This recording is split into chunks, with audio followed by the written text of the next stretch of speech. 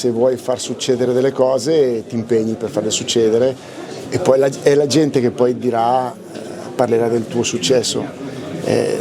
Dentro di me parlo sempre di ciò che faccio succedere. Tutto quello che è mediatico va bene perché alla fine ci aiuta a capire di più dal prodotto all'atteggiamento, per cui tutto è accettabile.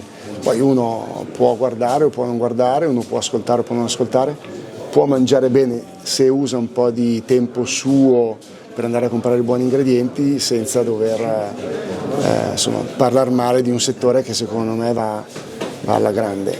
Quando è che si passa da passione a missione? No, credo che adesso sia proprio così. Una volta facevi la missione e in più dovevi avere la passione. Adesso con i giovani d'oggi secondo me c'è tanta passione, poi se uno vuole farsela diventare una missione lo può fare, ma non che uno debba essere per forza missionario per fare questo mestiere. Se dico cucina pop, cosa dico?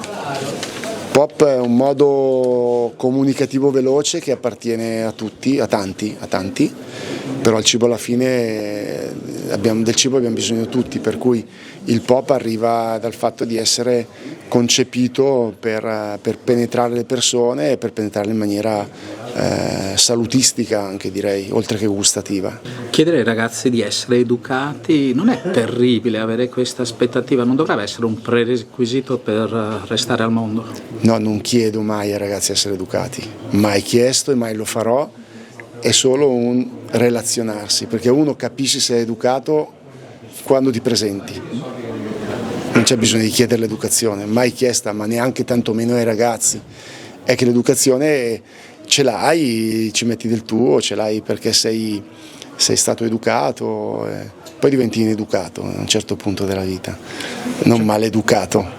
C'è una questione anche però di regole, ad esempio la divisa che lei ha preteso per poter collaborare con l'alberghiero statale della sua zona. Certo che sì, poi alla fine è stato un punto a favore delle famiglie, non è stato per il David Oldani.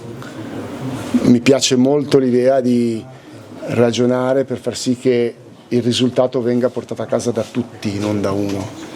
E la divisa, come dicevo prima, ci ha aiutato a far spendere meno soldi alle famiglie.